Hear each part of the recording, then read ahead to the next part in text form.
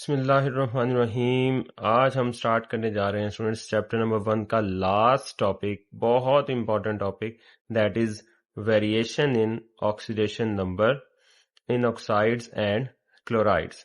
Students, हमने oxidation number को discuss करना है ऑक्साइड्स की और क्लोराइड्स की। तो सबसे पहले पता होना चाहिए ऑक्सीडेशन नंबर खुद क्या होता है। तो स्टूडेंट्स, ऑक्सीडेशन नंबर हम कहते हैं simply apparent charge on an atom in a molecule और एन आइन। किसी भी एटम के ऊपर, अपेरेंट का मतलब होता है जाहिरी, किसी भी एटम के ऊपर जो जाहिरी चार्ज होता है उसको हम उसका ऑक्सीडेशन नंबर कंसीडर करते हैं, खा वो किसी मॉलिक्यूल में हो, खा वो किसी आइन में हो। जैसे स्टूडेंट्स हमारे पास है NaCl। NaCl में Na के ऊपर +1 होता है और Cl के ऊपर -1 होता है। तो ये स्टूडेंट इसको हम क्या कहेंगे, इसका।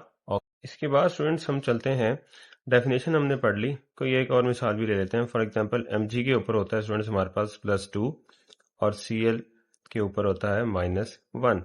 ये +2 और -1 क्या शो कर रहे हैं, ये जाहिरी चार्ज हैं जो मैग्नीशियम के ऊपर है और क्लोरीन के ऊपर। इनकी क्या हो जाएगी, ऑक्सीडेशन नंबर या ऑक्सीडेशन स्टेट। अच्छा स्टूडेंट्स, आगे चलते हैं।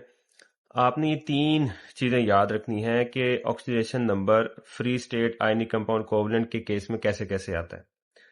अगर कोई फ्री स्टेट में पड़ा हुआ है स्टूडेंट्स, तो उसका जो ऑक्सीडेशन नंबर होगा वो 0 होगा, फ्री स्टेट या एलिमेंटल स्टेट। फॉर एग्जांपल जैसे स्टूडेंट्स हमारे पास है सोडियम। सोडियम में फ्री स्टेट में पड़ा हुआ, इसके साथ कुछ भी नहीं जुड़ा हुआ, तो इसकी ऑक्सीडेशन नंबर यहाँ पर क्या होगी, 0 होगी। इसी तरीके से अगर मैग्नीशियम के साथ भी कुछ नहीं लगा हुआ, अकेला पड़ा हुआ है, फ्री स्टेट में पड़ा है, तो तब भी उसकी ऑक्सीडेशन स्टेट क्या होगी, 0 होगी। एलिमेंटल स्टेट में या नेचुरली स्टेट में, जैसे हाइड्रोजन है स्टूडेंट, हाइड्रोजन ये अपनी नेचुरल स्टेट में पड़ा हुआ है। अगर कोई चीज अपनी नेचुरल स्टेट में पड़ी हुई है ना, तब भी स्टूडेंट उसका ऑक्सीडेशन स्टेट क्या होता है, या ऑक्सीडेशन नंबर क्या होता है, 0 होता है। Cl2 0। तो हमेशा हाइड्रोजन H2 की फॉर्म में रहता है स्टूडेंट्स, ये इसकी नेचुरल एग्जिस्टेंस है, और Cl2 की फॉर्म में रहता है, ये उसकी नेचुरल एग्जिस्टेंस है। तो इस चीज में भी ऑक्सीडेशन नंबर क्या होगा, 0।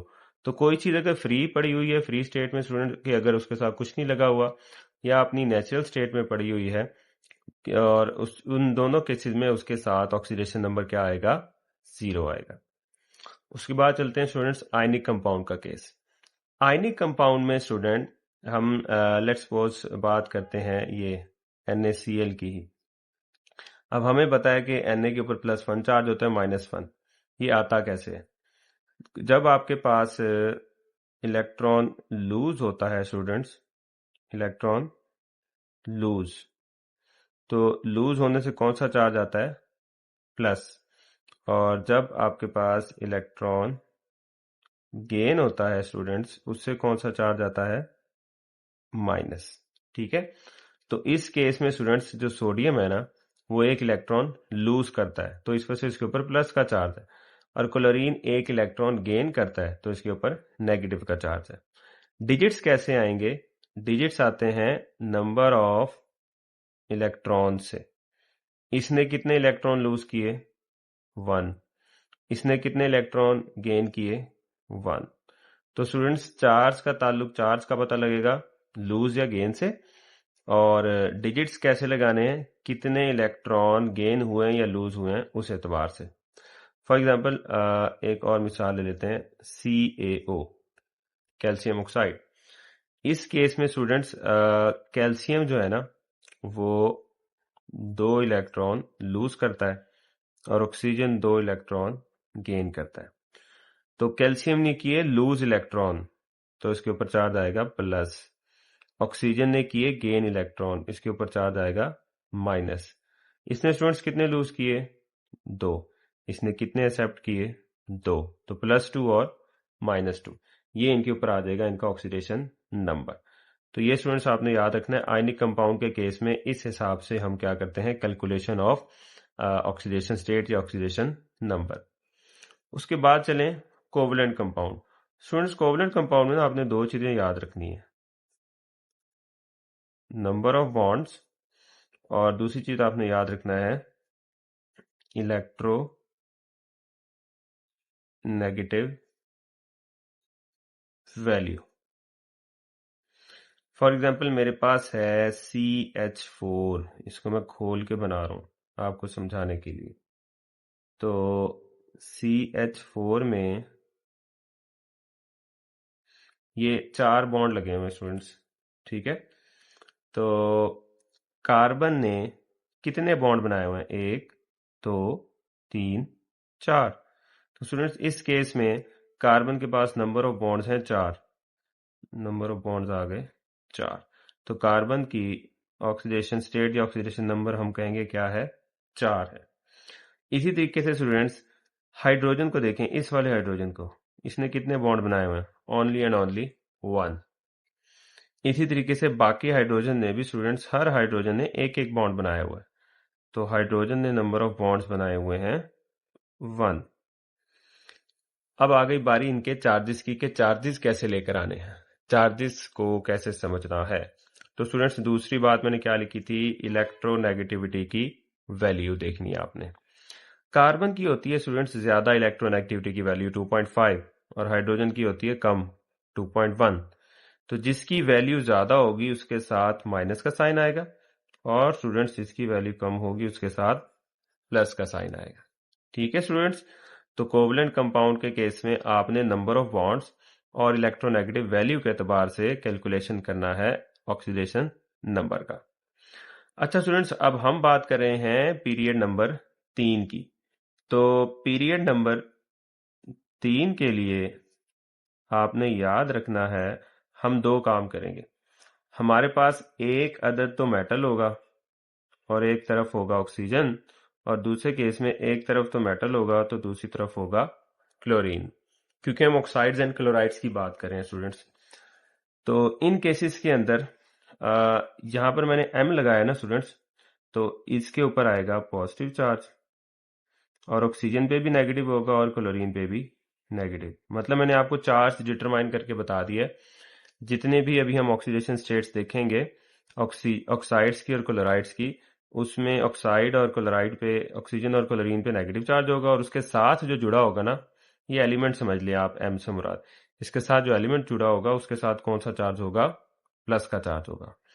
अब यहां पर ना स्टूडेंट पीरियड नंबर 3 के लिए ना आपने याद रखना है, हम ऑक्सीडेशन स्टेट 2 तरीके से काउंट करेंगे।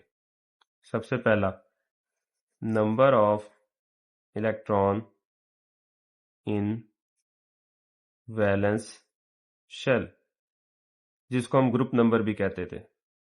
ठीक है, ग्रुप नंबर हमें इसी चीज की ही तो इंफॉर्मेशन देता है। और दूसरी बात, number of vacancies in the valence shell, मतलब आखिरी शेल में कितनी वैकेंसीज बची हुई हैं ऑक्टेट को पूरा करने के लिए। एक तो हो गया नंबर ऑफ इलेक्ट्रॉन, इलेक्ट्रॉन हैं कितने, जैसे कि 6 इलेक्ट्रॉन है स्टूडेंट्स, ठीक है, आखिरी शेल में। Vacancies in the valence shell to complete octet, तो अगर 6 इलेक्ट्रॉन पड़े हुए हैं तो कितने की वैकेंसी है? 2 की। मतलब 6 भी हो सकता है ऑक्सीडेशन नंबर, क्योंकि वैलेंस शेल में कितने इलेक्ट्रॉन है? 6। और 2 भी हो सकता है ऑक्सीडेशन नंबर, क्योंकि वैकेंसी बची हुई है 2 की ऑक्टेट पूरा करने के लिए।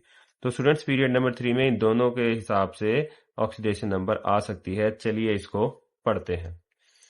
सबसे पहले तो स्टूडेंट्स हमने देखना है कि थर्ड पीरियड के अंदर कौन कौन से एलिमेंट आते हैं। ये पहले आपको याद करवा चुका हूं। हमारे पास आता है sodium, magnesium, aluminium, silicon, phosphorus, sulphur. उसके बाद फिर वो ऑक्सीजन वाला ग्रुप आ जाता है, उसको क्लोरीन और ऑक्सीजन वाला आता है, उसको हम काउंट नहीं करेंगे अभी। अब इसकी तरफ चलते हैं स्टूडेंट्स, ऑक्साइड्स बनाते हैं इसके। सोडियम का जो ऑक्साइड होता है स्टूडेंट्स, वो होता है, अच्छा मैं ऊपर लिख देता हूँ, यहाँ पर जगह थोड़ी कम है, दैट इज Na2O। मैग्नीशियम का होता है MgO। एल्यूमिनियम का होता है Al2O3। इसी तरीके से SiO2। फिर होता है हमारे पास P2O3। इसमें हमारे पास और भी हो सकते हैं स्टूडेंट्स, P2O5 है, फिर इसी तरीके से P4O6 है, वो भी हो सकता है। प्लस सल्फर के लिए हम SO3 कह सकते हैं, SO2 भी होता है, एंड सो ऑन। तो अब चलिए इनकी तरह ऑक्सीडेशन स्टेट्स को काउंट करते हैं स्टूडेंट्स। सबसे पहले स्टूडेंट्स हम बात करते हैं सोडियम के हवाले से। तो सोडियम का ताल्लुक क्योंकि स्टूडेंट्स ग्रुप नंबर 1 से है, आखिरी शेल में एक इलेक्ट्रॉन होता है, तो इसकी यहाँ पर ऑक्सीडेशन स्टेट आ जाएगी +1। मैग्नीशियम का ताल्लुक ग्रुप नंबर 2 से होता है स्टूडेंट्स, तो इसकी ऑक्सीडेशन स्टेट आ जाएगी +2। एल्यूमिनियम का ताल्लुक ग्रुप नंबर 3 से होता है, तो आ जाएगी +3। सिलिकॉन का 4 से होता है स्टूडेंट्स, तो आ जाएगा +4। ये मैं सारी रोमन गिनती के एतबार से लिख रहा हूँ स्टूडेंट्स, जो 1 है 2 है 3 है उस एतबार से ये ग्रुप नंबर लिख रहा हूँ, ठीक है, अरेबिक न्यूमरल्स के एतबार से नहीं। इसके बाद स्टूडेंट्स जो फास्फोरस और सल्फर होते हैं ना, ये एक से ज्यादा ऑक्सीडेशन स्टेट शो करते हैं। अब फास्फोरस की और सल्फर की बात करें तो यहाँ पर हमारे पास फास्फोरस का ताल्लुक ग्रुप नंबर 5 से स्टूडेंट्स, तो ये +5 भी शो कर सकता है, +3 भी। इसी तरीके से जो सल्फर है ये बहुत सारी ऑक्सीडेशन स्टेट शो कर सकता है, दैट इज -2 भी कर सकता है, +2 भी कर सकता है, +4 भी एंड +6 भी। तो वेरिएबल ऑक्सीडेशन स्टेट से शो कर सकता है। हमने इसी को देखना है। मैंने इसके लिए सल्फर के लिए SO2 भी लिखा था और SO3 भी। फास्फोरस के लिए आपकी बुक में स्टूडेंट्स P4O6 भी लिखा हुआ है और P4O10 भी लिखा हुआ है, तो मैं आपकी बुक के लिए आपको यहाँ पर लिख के दे दिया। अब सल्फर की मैंने बहुत सारी लिख दी हैं स्टूडेंट्स और फास्फोरस की भी मैंने 2 लिखी हैं। अब जरा इनको कैसे जस्टिफाई करना है वो देख लें। सल्फर का एटॉमिक नंबर स्टूडेंट्स होता है 16, तो कॉन्फ़िगरेशन होती है 1s2 2s2 2p6 3s2 और स्टूडेंट्स 3p4 को ना जरा मैं सेपरेट करके लिख रहा हूँ। 3px2 होता है, 3py1 और 3pz भी 1। ओके, इसका जो 3D होता है स्टूडेंट्स वो आगे खाली पड़ा होता है। डन है।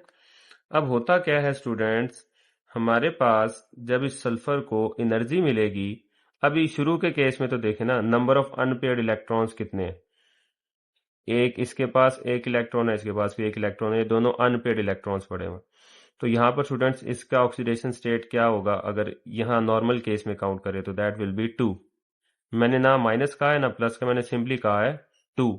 माइनस और प्लस का ताल्लुक कब आएगा, जब स्टूडेंट सल्फर के साथ आप देखोगे कौन सा एलिमेंट लगा हुआ है। अगर सल्फर के साथ ऐसा एलिमेंट लगा हुआ है जिसकी इलेक्ट्रोनेगेटिविटी सल्फर से ज्यादा है, तो फिर ये +2 शो करेगा। जिसकी इलेक्ट्रोनेगेटिविटी सल्फर से कम होगी तो फिर ये क्या शो करेगा, -2। तो ये पता लग गया, -2 का केस भी कंप्लीट हो गया, +2 का भी।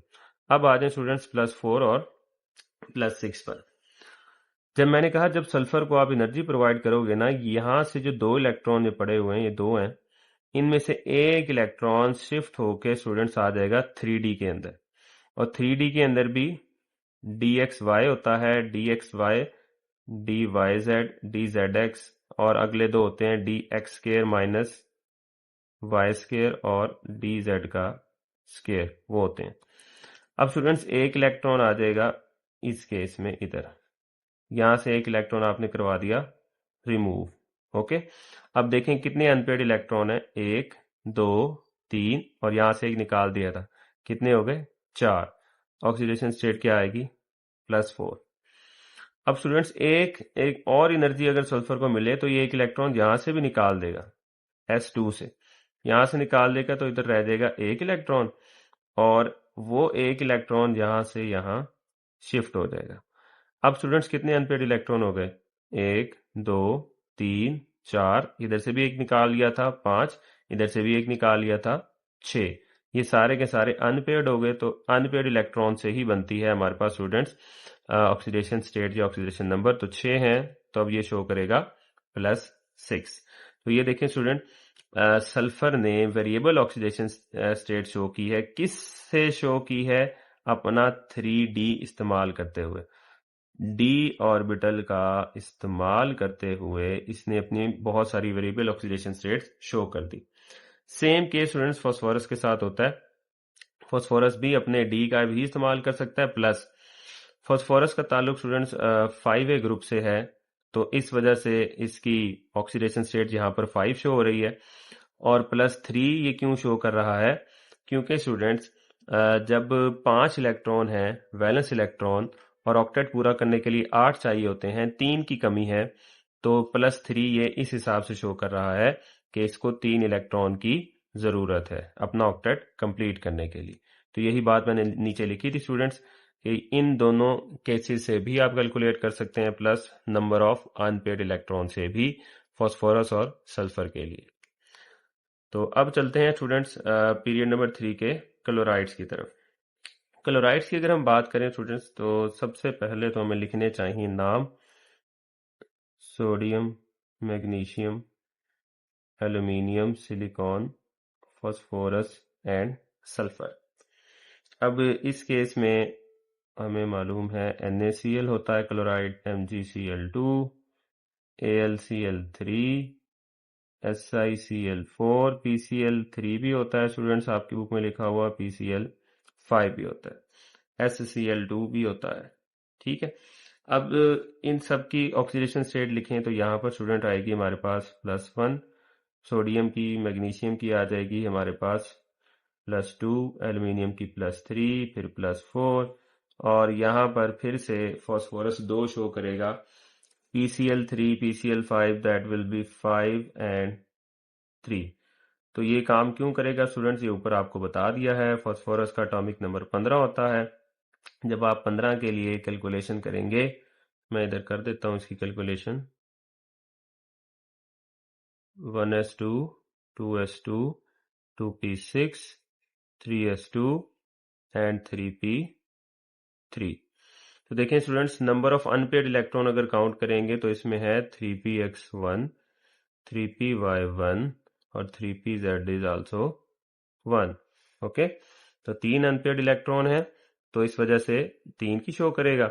फिर उसके बाद स्टूडेंट 3d में क्या होगा, जो इसका 3d होगा, एक इलेक्ट्रॉन s से निकाल के 3d जो पहला ऑर्बिटल है 3dxy उसमें शिफ्ट करवा दें, तो फिर क्या होगा, ये भी अनपेयर्ड 1, 2, 3, 4 और ये भी अनपेयर्ड होगा 5।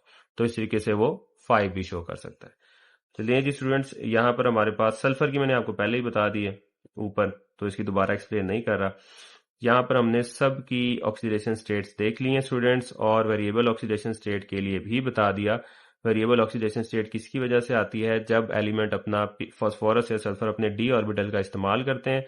डी ऑर्बिटल का इस्तेमाल स्टूडेंट तब हो सकता है जब एनर्जी का गैप बहुत कम हो।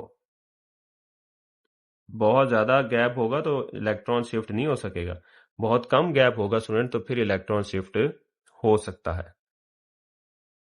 तो उसके बाद स्टूडेंट्स आपका क्विक चेक का सवाल भी है कि why some elements show variable oxidation state, तो उसका जवाब भी आपने ये लिखना है कि वो अपने डी ऑर्बिटल का इस्तेमाल करते हैं बिकॉज उनके एनर्जी गैप, उनके 3p और 3d में जो एनर्जी का गैप है वो काफी कम होता है, इलेक्ट्रॉन एक्साइट होके जा सकता है 3d में, इसलिए फिर नंबर ऑफ अनपेयर्ड इलेक्ट्रॉन बढ़ जाते हैं तो उनकी वेरिएबल ऑक्सीडेशन स्टेट आ जाती है। कोई एक मिसाल भी साथ लिख दीजिएगा, फास्फोरस की लिख दीजिएगा बेशक, या सल्फर की लिख दीजिएगा समझाने के लिए।